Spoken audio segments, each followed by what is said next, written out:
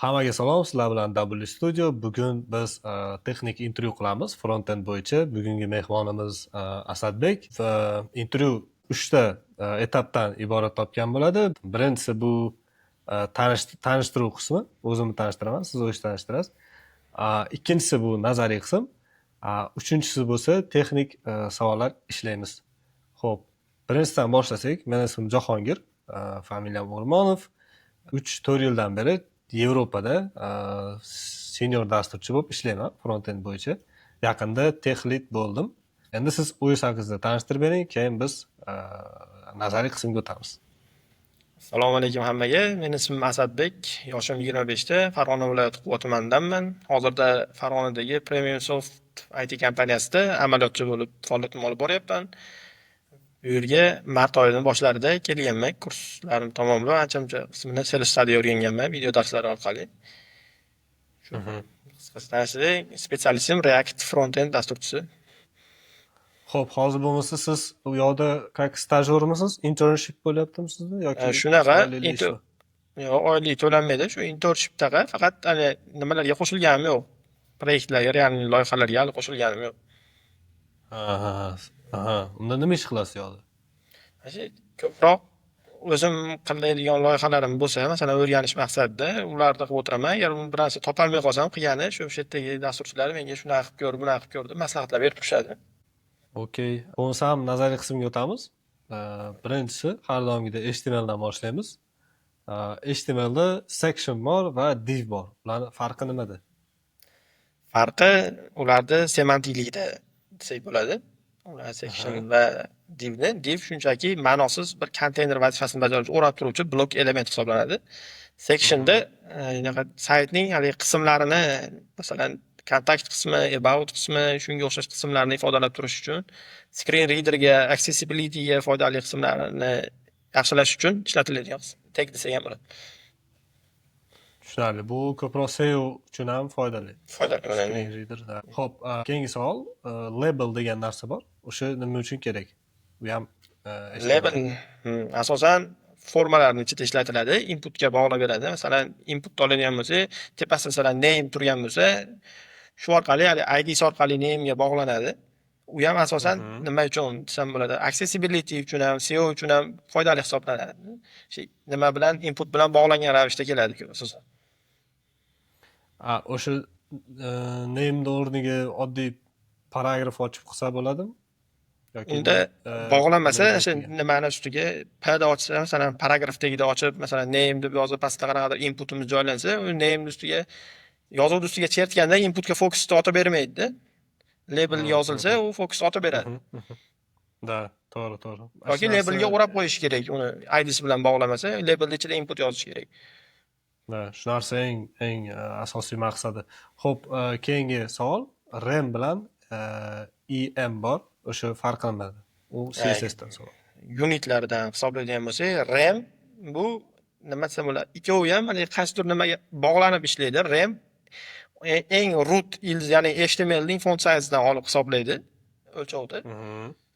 Nima M o'zida font size bo'lsa, o'zini font size'iga nisbatan oladi. M'da yoki eng yaqin ota parent elementiga berilgan font size'iga nisbatan oladi o'lchovda M berganmiz. Da, to'g'ri. Xo'p, keyingi savol CSS dan. Inherit degan narsa bor, initial degan narsa bor va unset degan narsa bor. Inherit font size, inherit, initial, unset desangiz bo'ladi.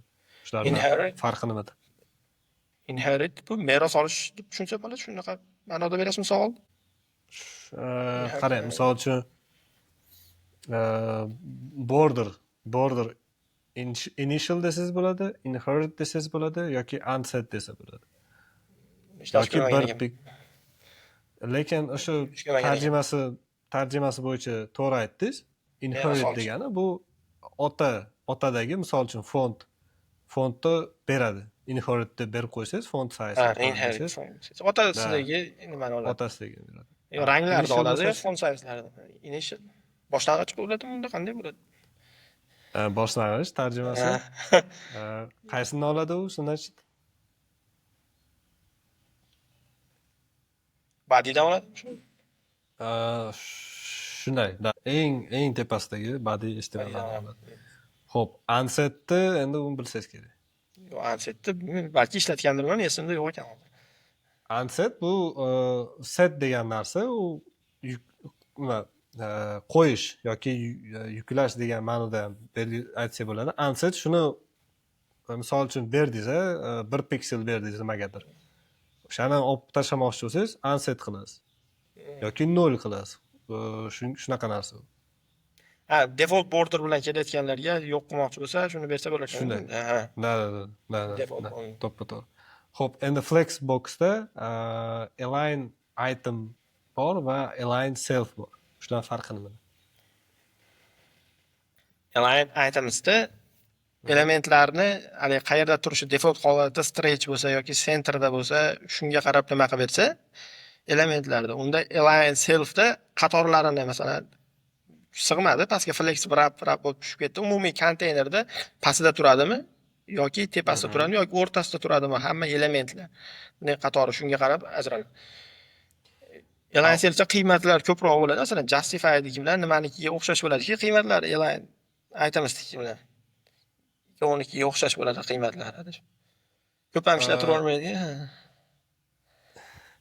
Xo'p, align items siz aytgan narsa align itemsga tushadi. Misol uchun konteynerning ichidagi hammasi items deyapti-da, itemlarni, elementlarni joyla degan ma'noda keladi tarjimasida ham. Align self bo'lsa, bu self degani o'zim.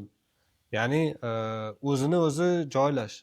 Misol uchun align self center qilsangiz, element o'zi liba center bo'ladi yoki align self flex end qilsangiz yoki end bo'ladi.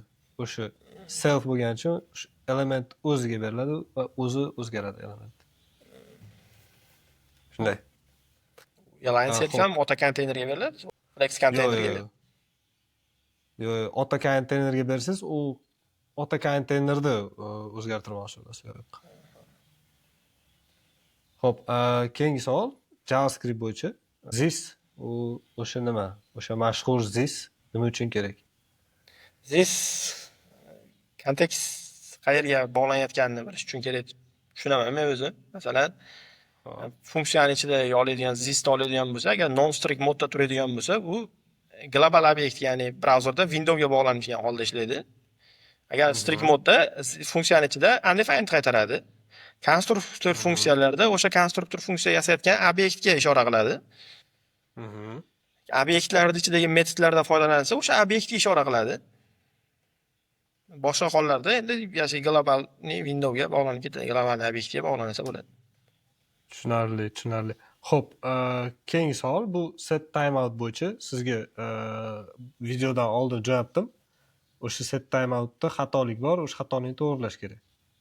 Ekranni share qilib, shuni ko'rsatsangiz. Sizga birinchi jo'natganim ham. Set timeout bo'yicha.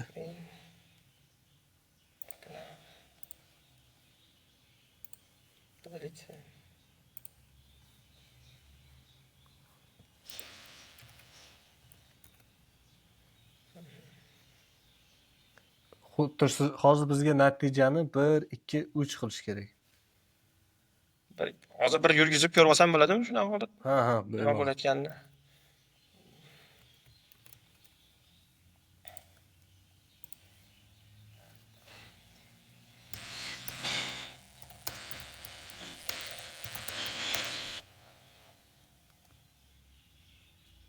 Natija 3-3 qaytish kerakmi shuni? Shu 3-3 qaytyapti, shuni 1, 2, 3 qilib qaytarish kerak. Nimaga o'tib ketyapti? Bu xatoni to'g'rilashim kerak, qanday ishlashini hozir bir qator ko'rsak, nima set timeout WebAPI ga o'tib ketyapti. Hali asinxron tarzda ishlayotgan bo'lib, adashmasam. Xo'p. Shunaqa hisobiga nima ishini bajarib tugatib olyapsizmi? For loop. Bu ko'proq closure mavzusiga to'g'ri keladi. Agar bilsangiz agar hozir misol uchun varda просто outputini ko'ring. Bez nimasiz, console set timeoutsiz varda o'zini ko'ring.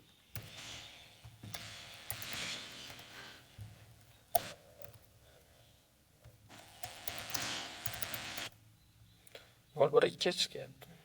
Hozir mana shu kodni agar qanaqa ishlaydi hozir shu kod? Qaysi ma'noda? Misol uchun set timeout borligi uchun closure hisobiga bu qayerga o'tib ketadi set timeout? Asinxron o'zi qanaqa ishlaydi? Shu mavzularga sal bog'liq bu joy.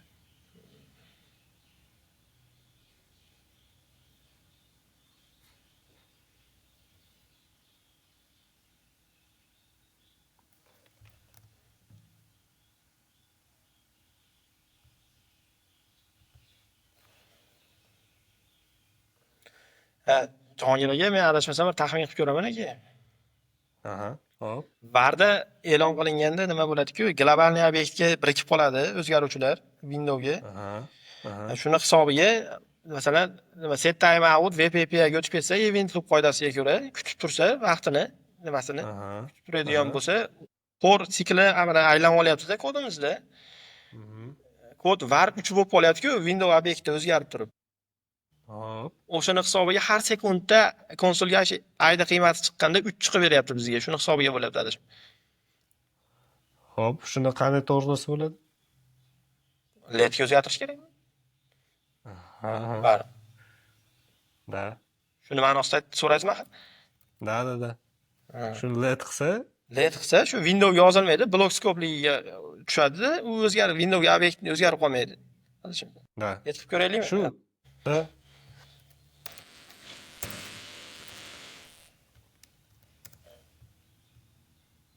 Nol bir ikki mana bo'ldi. Da, endi to'g'ri bo'ldi. Shu siz aytgan logikani ishlatib to'g'ri javob berdingiz. Qoyil, chunki buni yodlab olib keyin javob beradiganlar ko'pda. Siz ani o'zingiz yodlamasdan turib, yangi narsa ko'rib, o'zingiz javob berasiz. Bu juda ham yaxshi. Bu degani siz yaxshi tushunasiz JavaScriptni o'zi. Keyingi savollar React'dan. Bu shunday qolaversin hozircha. Chunki ikkita savol beraman React'dan, keyin o'sha yana misollar ishlaymiz. Birinchi savol React'dan useRef bilan useState'ning farqi nimada? Ularning farqi controlled, uncontrolledda olsak bo'ladi, asosiy farqlarini. useState bilan useRef'da adashmasam. Tushundingizmi? useState va useRef. U useRef'da elementga ulaganimizda ref attribut orqali ulasak, u JavaScriptda DOMdan element tushib olganimiz kabi ushlaydi elementni. Nimada useState'da nima qilsak, komponent yoki masalan inputdan olish, oddiy qiymat olishga hisoblasak, agar uni useState'ga saqlaydigan bo'lsak, har bitta klaviatura bosilgandagi eventni eshitadi va komponentni qayta render qiladi. Bu qo'shimcha render bo'lishlarga olib kelinadi. Uni useRef'da amalga oshirsak, unaqa bo'lmaydi. Inputga oxirgi qiymat kiritilgandan so'nggina eshitib tinglab oladi uni. Nimani komponent qayta renderlashga olib kelmaydi. Endi ikkovini ikki xil maqsadda o'zini to'g'ri yo'lida ishlatgan ma'qul, adashmasam. To'g'ridan-to'g'ri har bir kiritilgan event ekranda ko'rinish kerak bo'lsa, useState ishlatgan ma'qul, controller ishlatgan ma'qul. Agar shunchaki masalan ro'yxatdan o'tish formalari submit bo'lib ketganda ekranga hech qanaqa o'zgarish bo'lmaydi, faqatgina backendga so'rov yuboriladigan nimalarda, holatlarda useRef'ni ishlatganimiz ma'qul. To'g'ri, ikkinchi savolimiz shu controlled bilan uncontrolled farqi nima deb so'ramoqchi edim. Yo'q, yaxshi. Bu naborot yaxshi. Xo'p, bo'lsa yana o'sha savollarni yechishga o'tamiz. Sizga jo'natgan ikkinchi savolimni tashlasangiz, ekranga birga yechamiz. Xo'p, savolda aytilyapti, bizga array beriladi. Funksiyamiz array qabul qiladi va target number qabul qiladi. Sizni maqsadingiz o'sha target numberni topish qaysi ma'noda? Arrayning ichidan ikkita elementni yig'indisi bo'lishi kerak o'sha target numberingiz. Misol uchun birinchi misolda 9, bu degani siz 2 va 7 ni qo'shsangiz 9 chiqadi. To'g'rimi? Shuning uchun ham siz o'sha 2 va 7 ni nimasini qaytarasiz? Indeksini qaytarasiz. Pastda e'tibor bersangiz, bizga 6 target number berilgan. 6 bu degani 4 bilan 2 ni yig'indisi. Ya'ni biz qaytarishimiz kerak bo'lgan narsa bu birinchi element va ikkinchi element arrayni Ikkinchi ichidagi. indeksdagi elementlar. Shunaqa savol. Bu savol LeetCode'dan olingan. Litkod ishlash bilan dedi. Ay. JavaScript'da o'zgartirgan. Constant. Ishim. Asadbek ishlaguncha sizlar Telegram kanaliga o'tib javobini ko'rishinglar mumkin. Lekin birinchi o'rinda o'zinglar ham ishlab ko'ringlar. O'zinglar keyin kommentariyaga yozinglar o'zinglarning javobinglarni. Keyin уже Telegram kanaliga o'tib tayyor javob bilan solishtirsanglar bo'ladi. U yoqda bir nechta xil variantda javoblar bor. Shuni ko'rsanglar bo'ladi bemalol.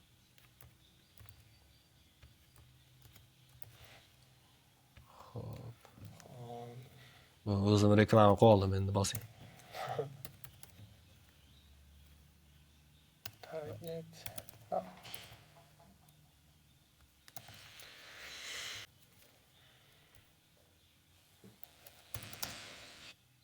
Bizga indekslar qaytarish kerak, Jahongir. Aha. Bizga indekslar qaytarish kerak. Count. Signal.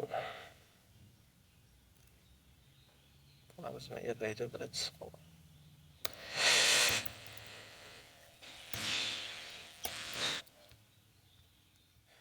Jahongirga birinchi ishlab olib, keyin gapirib bersam bo'ladi, qanday? Gapirib ishlab Shunaqa ketgan qilsam yaxshi.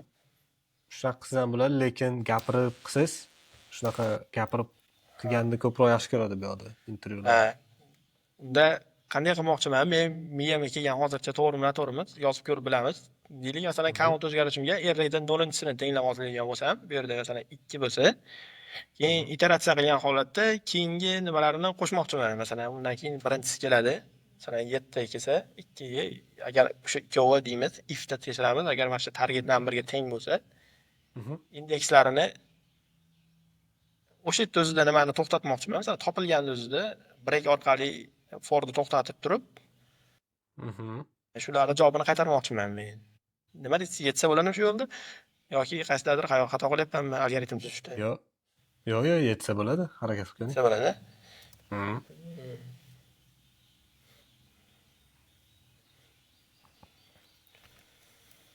Bismillah. For that I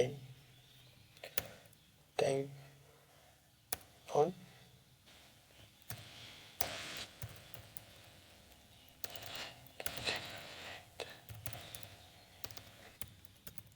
masala ishlamagan oyat chop ketadi. Ishlatirish kerak.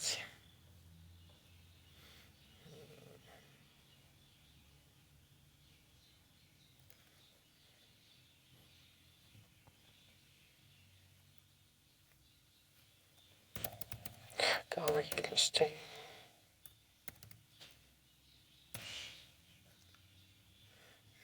Birinchisidan boshlaylik. Birinchisi.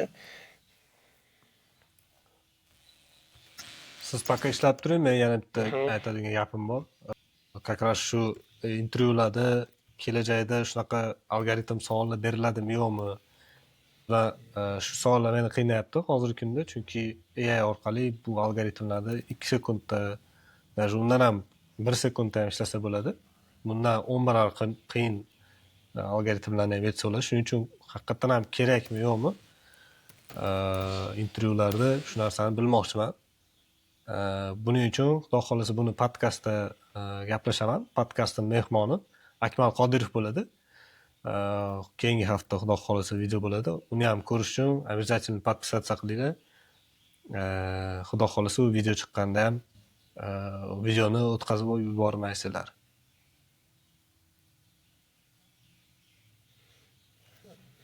Xo'p, endi sizga qaytsak, nima qilyapmiz hozir bu yoqda?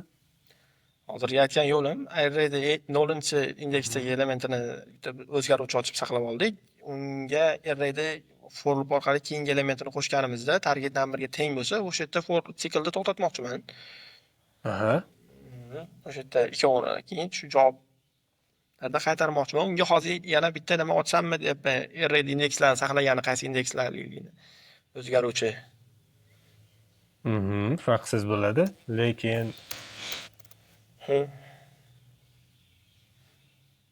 Hozir bitta narsa muammo keladi. Masalan, aynaqa dinamik holatda bo'lmaydi. Masalan, birinchisi bilan chiqmasligi ham mumkin-da. Ikkinchi element bilan to'rtinchi element bo'lishi ham mumkin indekslariga. Shu tomonlarda o'ylantiryapti meni hozir. Anchadan beri mayli, ishlamagan. siz yo'lingizni qilib ko'ring.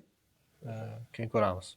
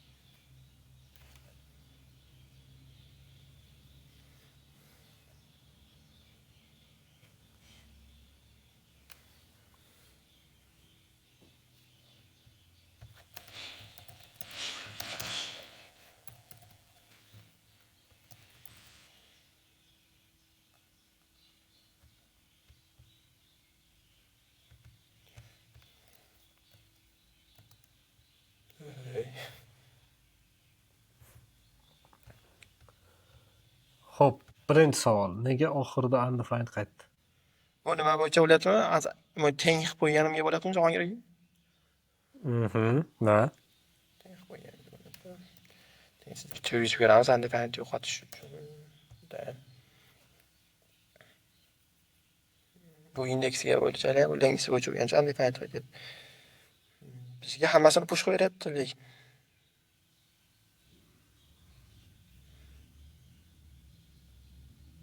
xo'p, nega hammasini push qilyapti hozir?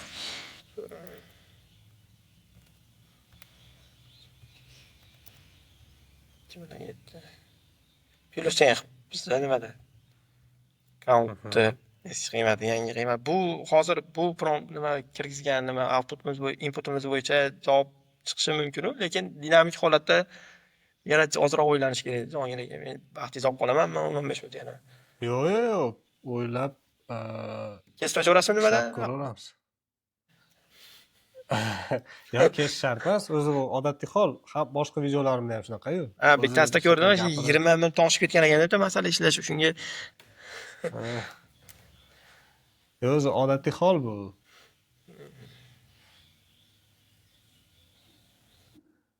O'zi hamma videodan keyin nimaning atmosferasi bo'ldi deydi. Intervyu atmosferasi bo'ldi deydi. Intervyuda ham shunaqada o'tirib qolib ketib qolishingiz mumkin. Muhimi oxirigacha ishlash. Target numberni o'zgartirib ko'ramiz, masalan, dinamiklashtirmoqchimiz. Hop. 18 qilib ko'ring, qani 18 target numberingiz. 8. Shunda bizga 7 bilan 11 qaytarish kerak. 2 qayt. Chunki biz bu yerga arraydan 0 qilib qo'yganmiz. Shuni hisob. Qarang, hozir sizga ozgina yordam beraman. Siz nima qilishingiz kerak? Birinchisini olib, hammasi bilan tekshirishingiz kerak, to'g'rimi? Keyingi yugurayotganda foringiz. Ikkinchisini olib, yana hammasi bilan tekshirish kerak. Ichma-ich for ishlating deyapsiz-da? Ha. To'g'rimi aka?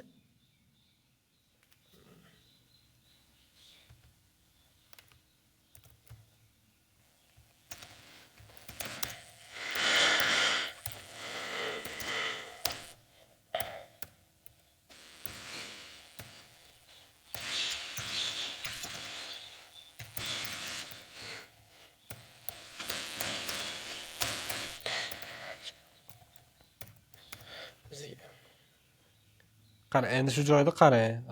Sizni foringiz qanday ishlaydi hozir? Agar solishtirmoqchi bo'lsangiz, ikkita value'ni buni ayga tenglashim kerakmi hozir? Shuni. ayga tenglasangiz ham o'sha nima bo'ladi-yu. 1 ga teng bo'ladi degani-yu. Ay 1 ga teng. buni Aga tenglasangiz, bu ham 1 ga teng bo'ladi.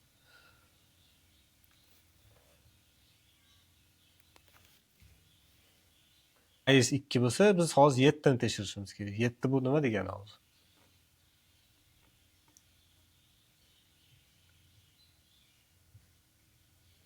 7 undan keyingi element degani.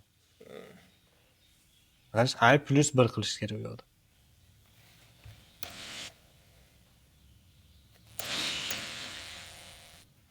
Shuni deyapsiz, yo'q. Ha, endi hozir mana endi Buni ham 0 dan olib ketishim kerak edi, to'g'rimi? Unda arraydan Ha, 0-dan boshlaymiz. Shunda endi mana bu qiymatni qanday qilamiz? Bo'sh array hosil qilamiz. Count endi siz bularsiz ham qilsangiz bo'ladi. Count'siz ham qilsangiz bo'ladi. Count Bo'lsa ham- o'chirasiz ham bo'ladi. buni o'chiramiz. Faqat indekslar saqlagani bo'sh array kerak. Biz hozir ifni ham pastroq qo'yib tushiramiz. Xo'p, biz arrayda 0-sini arrayda birinchisi bilan tekshiramiz. Keyin 0-sini ikkinchisi bilan, 0-sini uchinchisi bilan, 0-sini to'rtinchisi bilan tekshiramiz. Xo'p. Xuddi o'sha mana shu ifni olib kiramiz.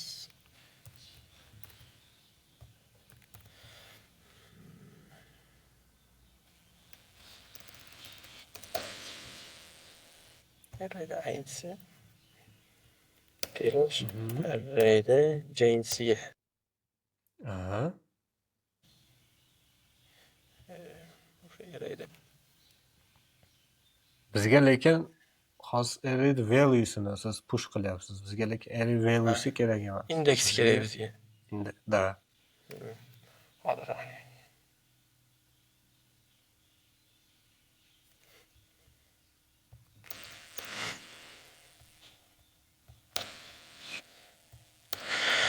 O'sha Bodo teng bo'lsa, ayni ham push qilish kerak. Jni ham push qilish kerak bizga. Bitta element push qiladi, push metod Jahongir aka, adashmasam, ha? Yo'q, siz ikkita nimani ham Elementni ham push qilish mumkin. array push qilsangiz bo'ladi. Array ichida array bo'lib qoladi lekin unda. Nested bo'lib bo'ladi. Ha. 2 marta push yozganim yaxshi deysiz. Bir tekshirib ko'raylikchi, ana buni.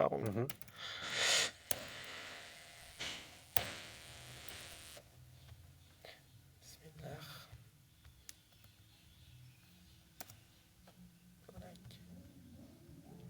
Tak.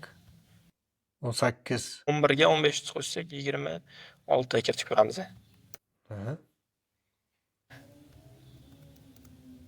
2 va 3. 2 va 3. Menimcha dinamikligi yaxshi bo'ldi. Da, juda ham zo'r bo'ldi. Lekin buni lekin kompleksitesi juda ham katta vaqt ketadi buni Aylanib chiqquncha. Da, agar 100 ta elementingiz bo'lsa, bu hozir 1000 marta aylanib chiqish kerak bo'ladi. Eng worst case'da.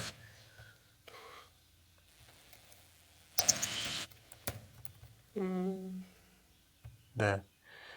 Shu ifni ichiga yozamanmi breakni yo tashqarisiga yozamanmi? Jahongir aka. Yo, break shart emas.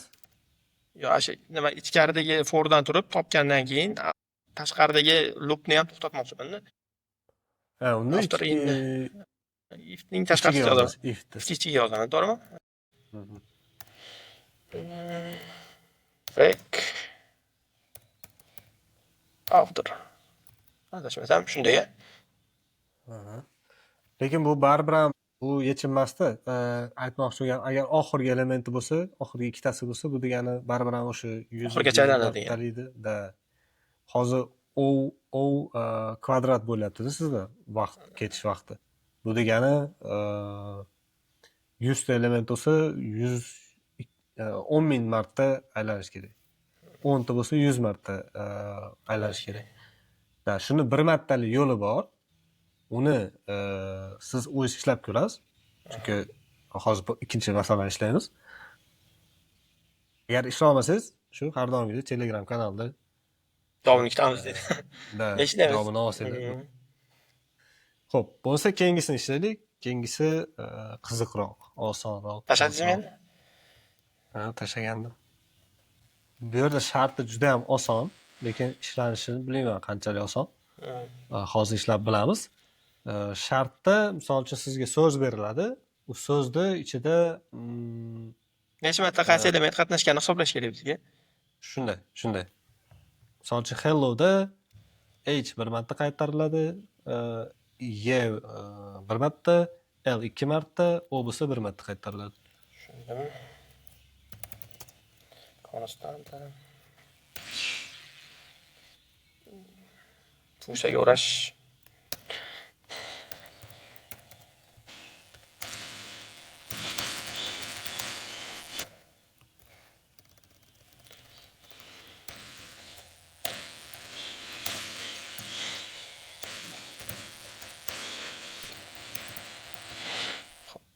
Bu yerga bizga string qabul qilamiz. Birinchisini kiritib ko'ramiz. Wow. Bismillah.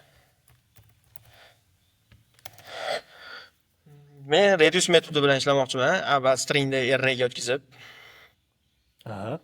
Reduce metodi menimcha to'g'ri yechim deb bilaman. Qachonlardir bunaqa masala ishladim. Yaxshi ishlaganmisiz?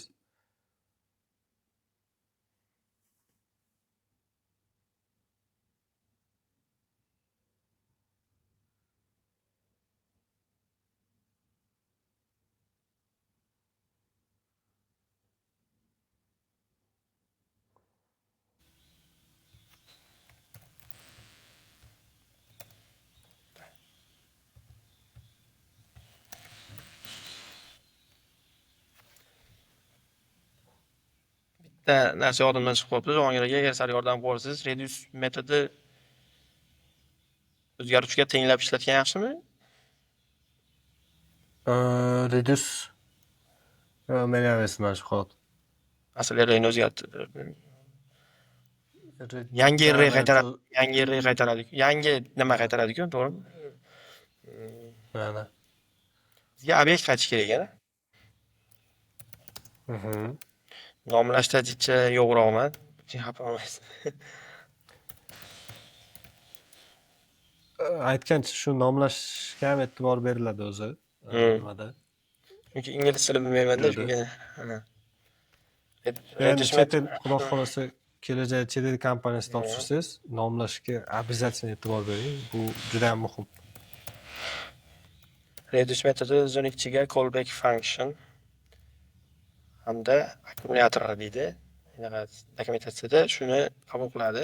Ya'ni akkumulyator degan bo'lsa, agar bizga mana bu obyektni akkumulyator sifatida bermasak, bu yerdagi parametr arrayda birinchi 0-indeksdagi elementini qabul qiladi. Agar buni bersak, bo'sh masalan obyekt berganmiz, bo'sh obyekt sifatida joylanib oladi. Arrayda har bir element uchun bir marta yurib chiqadi bu ham.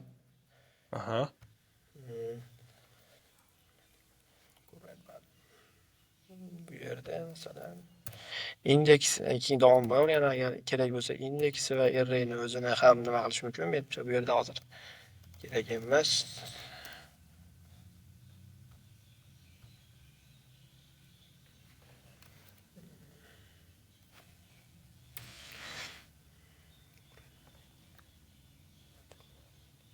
Xo'p, konsol qilib ko'rsangiz bo'ladi. Xohlagan ishingizni qilib, hozircha. Yo'q, hozir shartini o'ylayapman aka. Ichiga beriladigan funksiyamizni.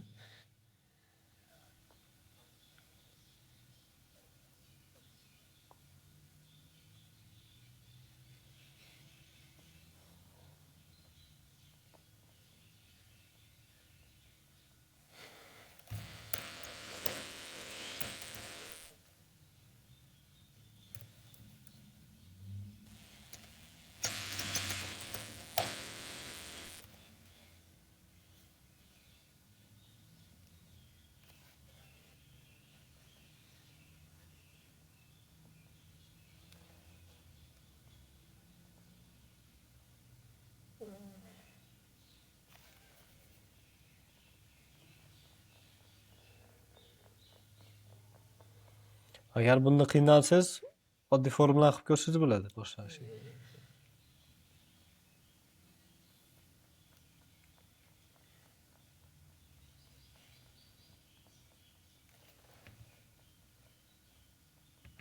Oddiy formula bilan chiqib ko'ramiz.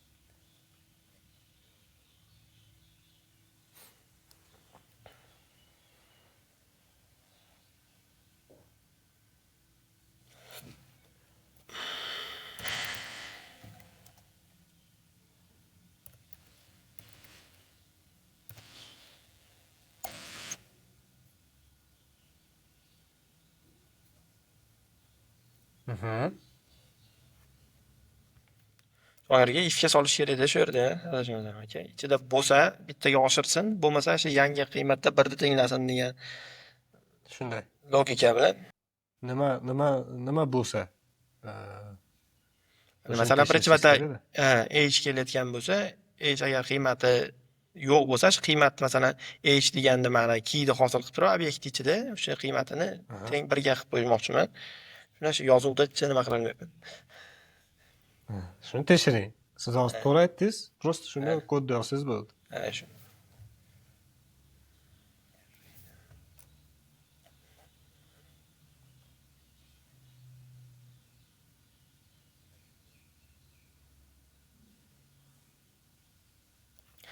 Bo'ldi. If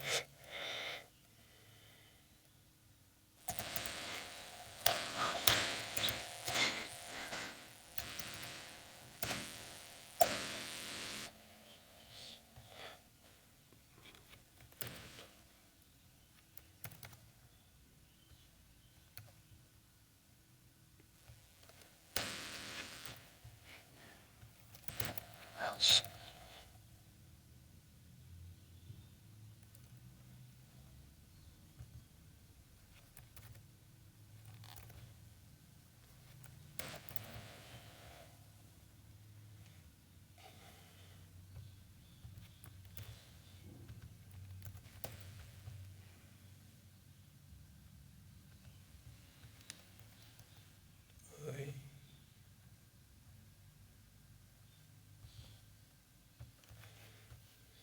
Siz hozir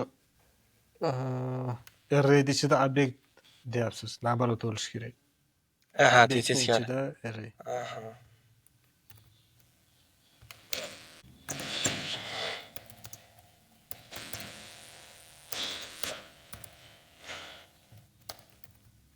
Shuni chiqaradingiz. Bismillah.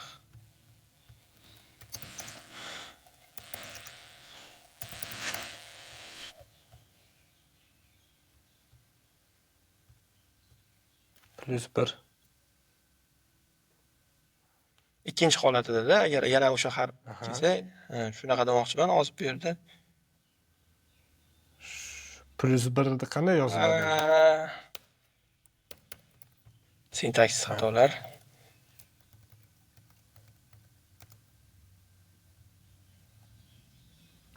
Tak, endi nima deyapti? Hozir. Endi yozamiz, teng qilamiz bu yerda. Count obisini arrayda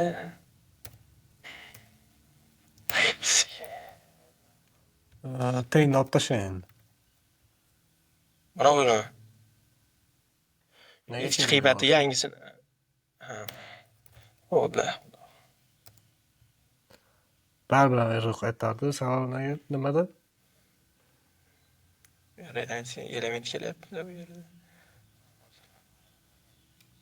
Siz tepada tekshirayotganingiz nimani tekshiradi hozir? U bor birinchi yo'qligini tekshiradi. Bor yo'qligini tekshiradi. Yo'q bo'lsa, o'sha nimani hosil qilib turib, masalan, obyektga o'sha key borligini hosil qilib turib chiqarmoqchiman shuni. Noto'g'ri yozdim sintaksisda. Yo'q, sintaksda to'g'ri, просто qarang. Xo'p, yo'q bo'lsa, Yo'q deylik, mana birinchi. if ishlaydi. Agar pastda-chi? Pastda nima ishlaydi hozir? Ikkinchi marta masalan, birinchi marta a harfi kelsa, yo'q bo'lsa, o'sha a ni yaratib oladida, qiymatini birga tenglaydi deyapman. Ikkinchi holatda yana a kelganda, bu yerda masalan tekshiryapti-ku, qiymati bormi, yo'qmi? Bor deyapti. True bo'lsa, u false ga aylantiryapti. O'sha qiymatga yana bir qo'shib qo'ygan bo'lsa demoqchiman. Da, logikasi to'g'ri. Menimcha, shu birinchi ifda konsol o'qib ko'ring-da. Bu yerda deysizmi?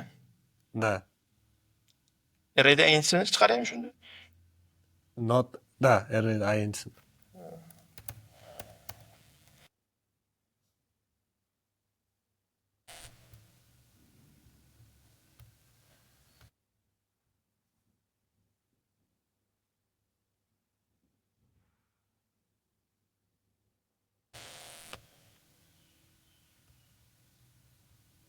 Unda chiqdi. Tak.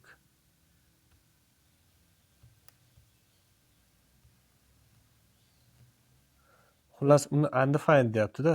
Sizda shu hmm, Shunday qilamiz endi. Dynamic X.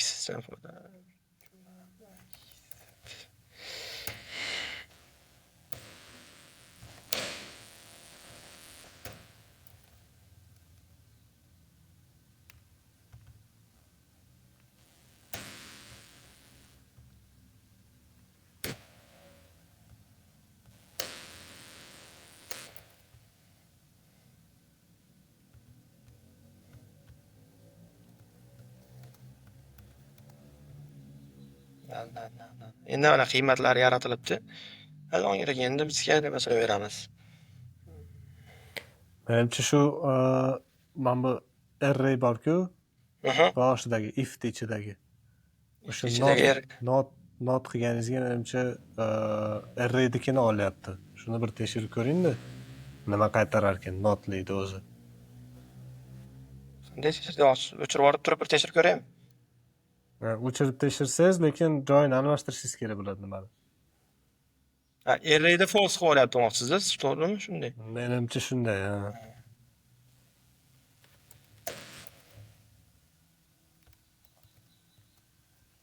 Ana shunday meni chiqdi. Endi to'g'ri ishladi. Endi bismillah. Endi to'g'ri ishladi. Ana bugun bitta yangi narsa bilib oldik. In ishlatsangiz, mana shu qovusni ichiga olib, keyin not qilamiz ekan. Xo'p. Endi reduce ham bir chiqarib ko'raylik. Endi reduce harakat qilib ko'ring. Bismillah. Reduce to'g'ri yo'ldan ketyapman, lekin to'g'rimi Jahongir aka? Da, hozir sizni qani? Ko'ring bir.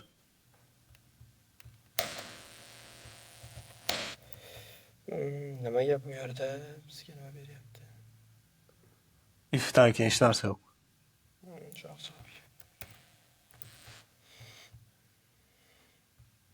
Kimlardir current valuesi.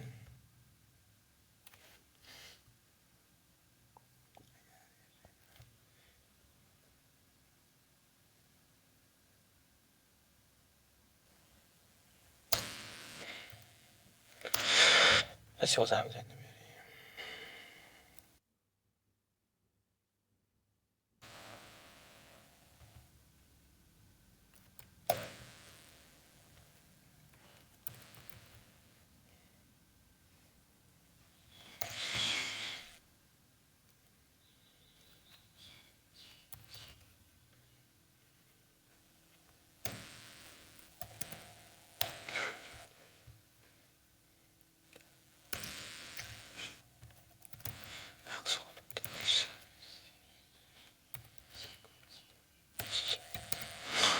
Current valuesi. Yangi olsun. Akkumulyatorning current valuesini tez qaraydi.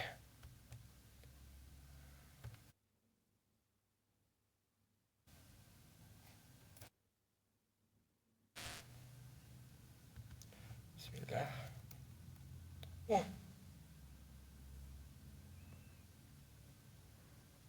Xo'p.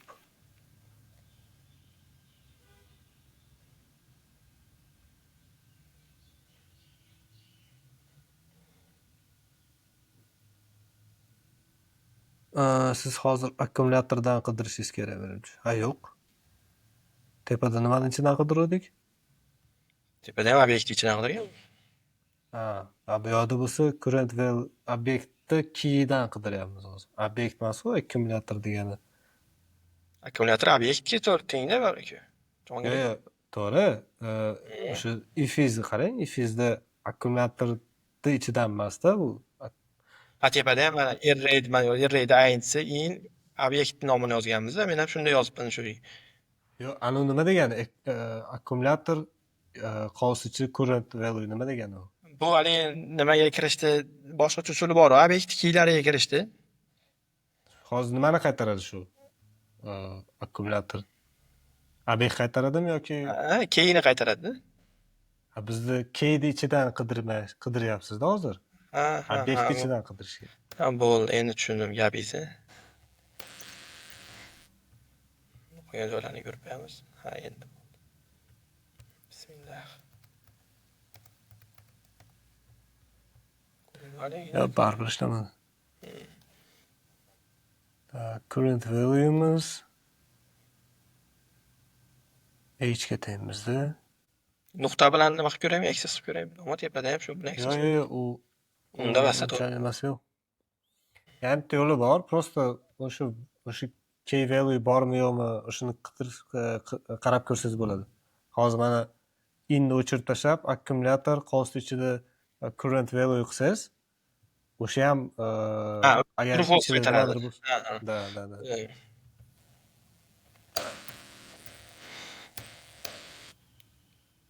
Nuqta, Ichida nuqta qilsangiz ham bo'ladi yoki shu nima qilsangiz ham bo'ladi. current value.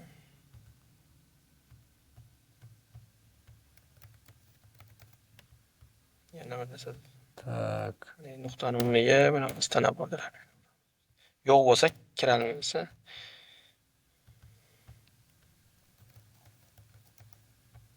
Yana shunda muammo beribsiz. Reduce.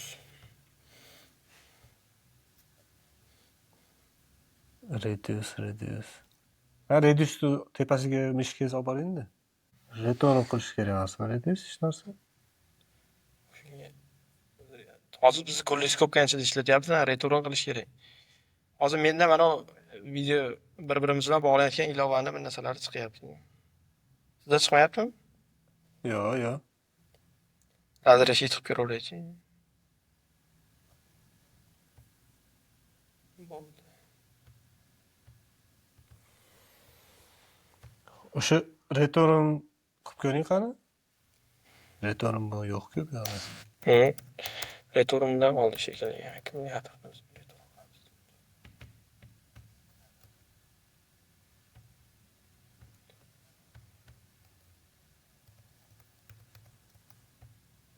Obyektni return qiladi bizga. Aha. O'sha yerda bo'lgan ishlik. Menimcha shunda bo'lsa kerak.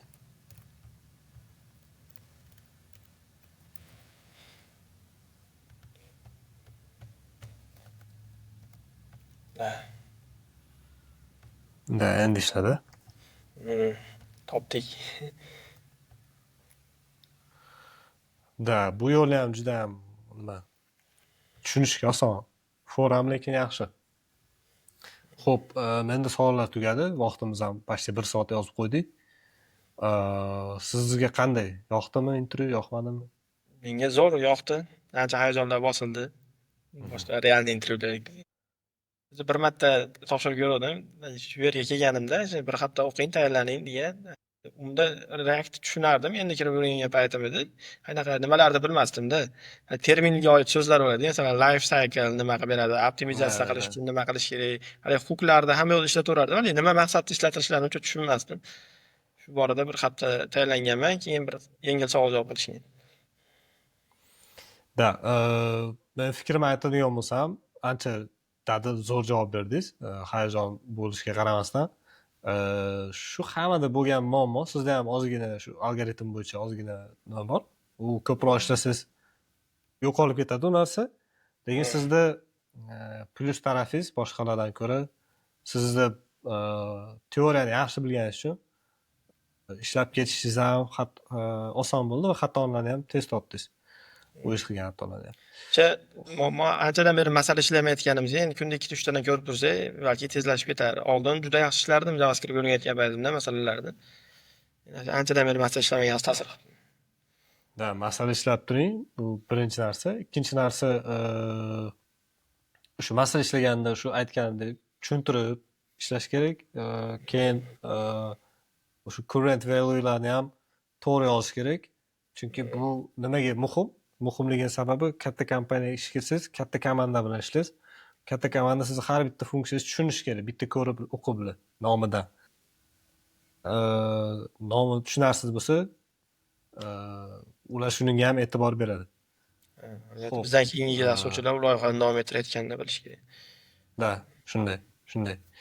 Sizga juda ham katta rahmat ajratgan vaqtingiz uchun.